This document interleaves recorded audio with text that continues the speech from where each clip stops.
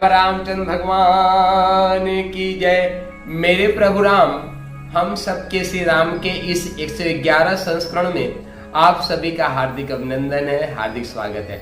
प्रिय मित्रों, यदि आप रामचरितमानस के इस सत्संग को प्रतिदिन सुनते हैं तो आपके जीवन में सुख, शांति और समृद्धि और आनंद की वर्षा होगी और आपके जीवन में जितने भी दुख, परेशानी, कष्ट, कठिनाइयां हैं वे सभी कसाई कलमश दूर होंगे, ऐसा मैं विश्वास दिलाता हूँ। प्रिय मित्रों, आप सबको यह रामचरितमानस बहुत ही सुंदर लग रहा है तो इसको लाइक, सब्सक्राइब करके बेल आइकन जरूर दबा दें। इसको अधिक से अधिक अपने सोशल मीडिया में शेयर करें। यही आप सबकी भगवान श्री रामचंद्र जी के श्री चरण कमलों में मंगलमय सेवा हो। तो प्रिय मित्रों, बहुत ही सुंदर सा प्रसंग चल रहा है और ऐसा लग रहा है कि रामचरितमानस का यह सत्संग आज ही शुभारंभ हो रहा है ना।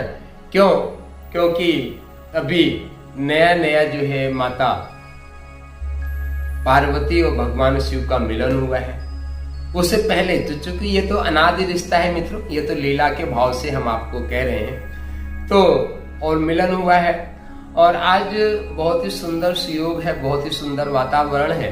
कैलाश पे भगवान शिव विराजमान है, सुंदर शीतल मंद सुगंधित हवा पवन चल रही है और कैलाश में तो 365 दिन मतलब बसंत ऋतु छाई रहती है और यहाँ बहुत ही सुंदर मनोभाव लेके माता पार्वती भगवान शिव के पास आई है।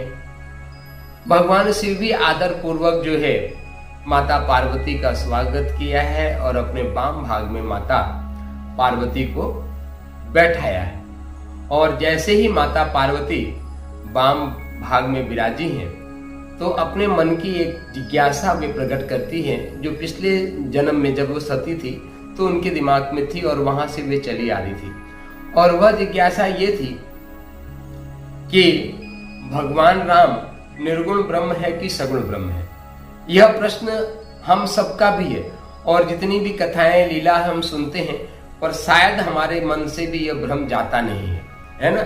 यही तो भगवान की माया है। भगवान की माया यही है कि हम सब जानते हैं सगुण ब्रह्म और निर्गुण ब्रह्म वास्तव में दोनों एक ही हैं, पर दोनों में इतना भेद है कि हम उसको समझ नहीं पाता और यही भगवान की माया है जिसमें हम गोल गोल घूमते रहते हैं। तो यहाँ भी माता पार्वती का भी मन जो है भ्रमित है और वह पूछ रही है। वैसे मित्रों, माता पार्वती तो सामान्य जो है शक्ति स्वरूपा है और माँ सरस्वती, लक्ष्मी और है ना अन्नपूर्णा की अवतार है। यह तो लीलावश हम सबके भक्तों के कल्याण के लिए वह अपनी जिज्ञासा प्रकट कर रही है। यहाँ पे बहुत ही सुंदर कह रही है कि हे नाथ, मैं तो आपकी दासी हूं और बहुत ही दीनता पूर्वक जो है यह याचना आपके श्री चरणों में कर रही है। मित्रों, सीखने की जो सबसे पहली लक्षण होता है, पहला सबसे पहला गुण होता है और वह है दीनता। जब तक हमारे मन मस्तिष्क में दीनता का भाव नहीं है, अकिंचनपन का भाव नहीं है कि हम तो अकिंचन है, अभी कुछ जानते ही नहीं, तब तक आप कभी किसी से कुछ सीख नहीं सकते हैं।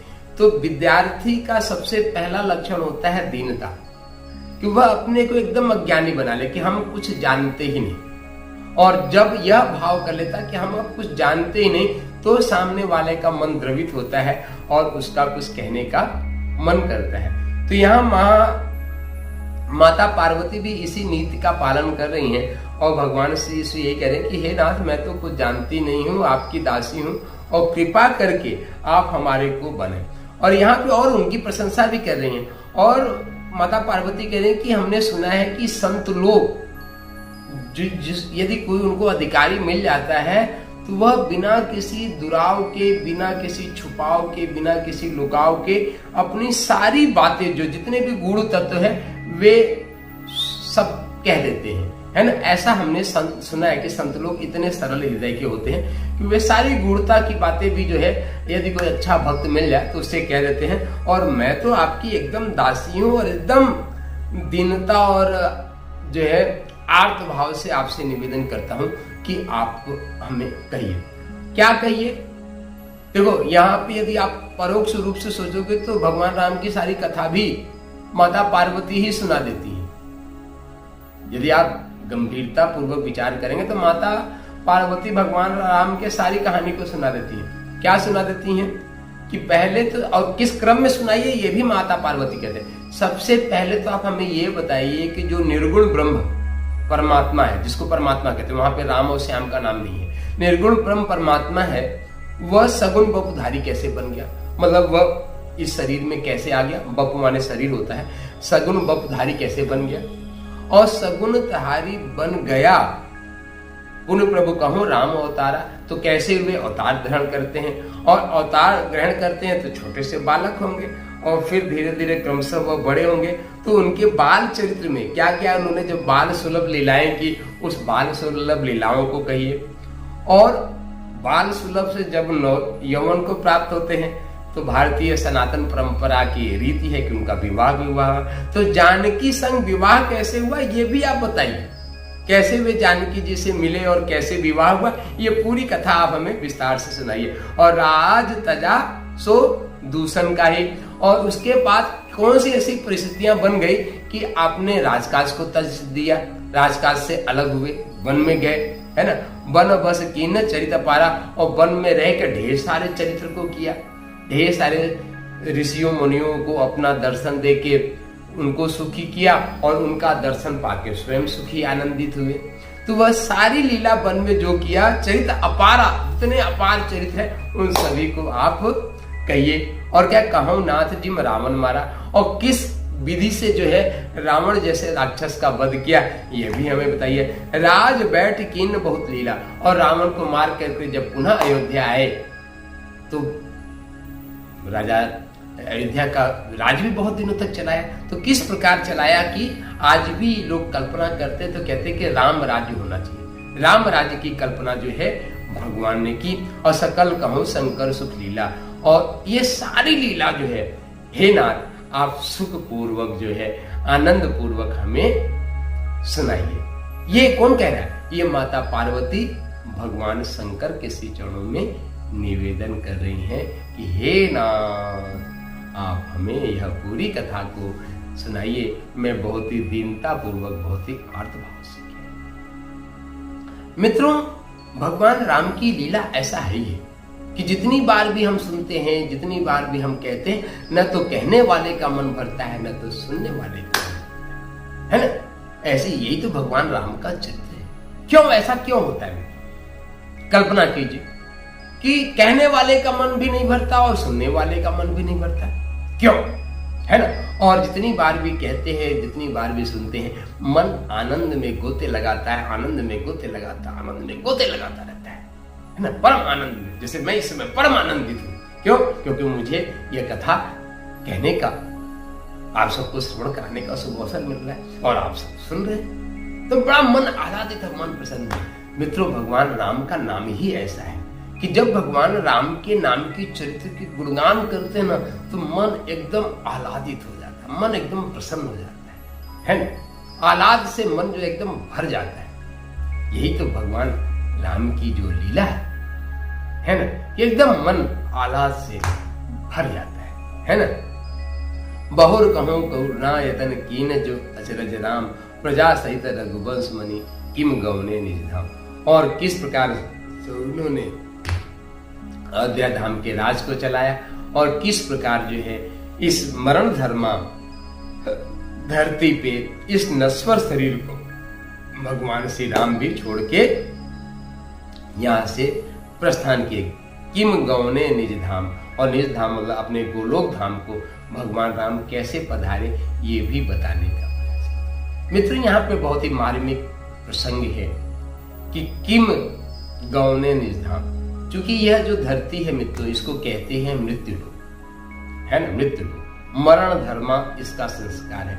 इस धरती पे जो भी आया है इस शरीर में, वह शरीर एक दिन इसी मिट्टी में मिल जाए।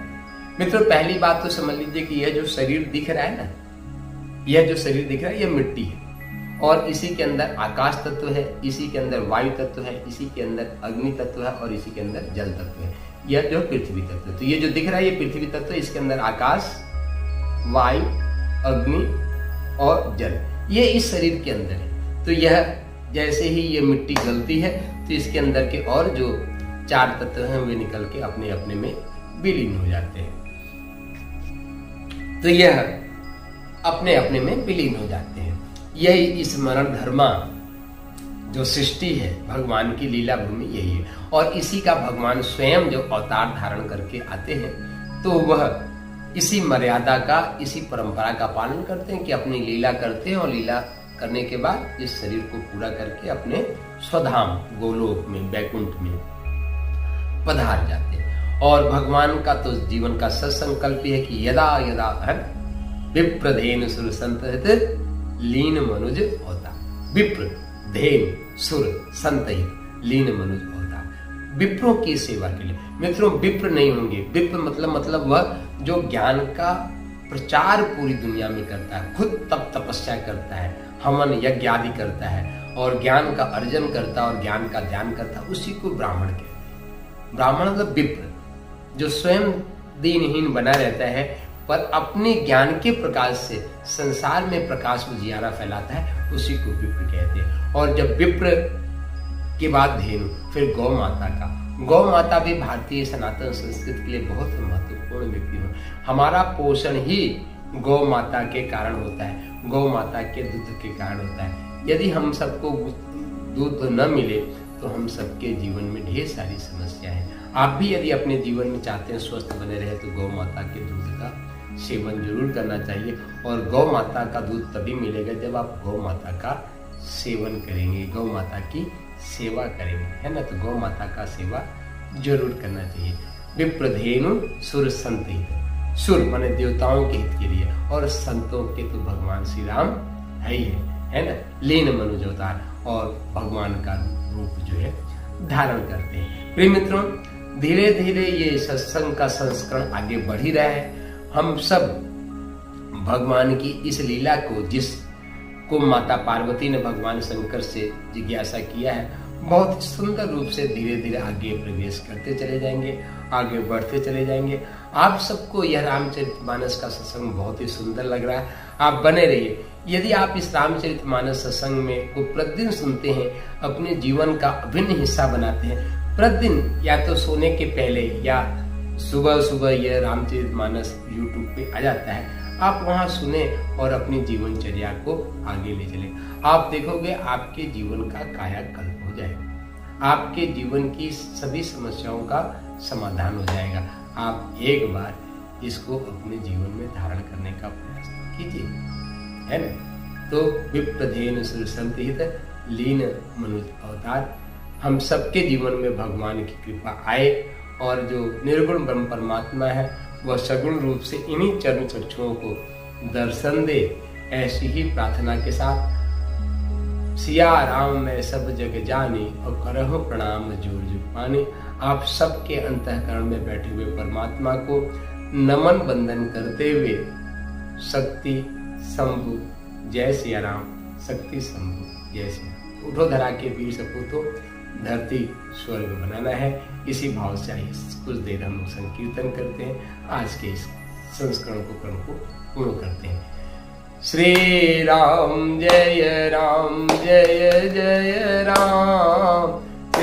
राम जय जय राम, श्री राम जय जय राम, श्री राम जय जय राम,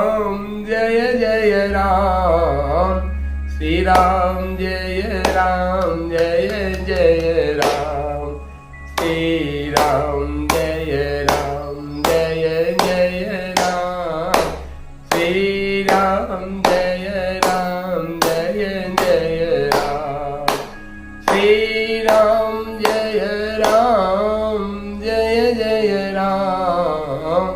श्री राम जय जय राम, श्री राम जय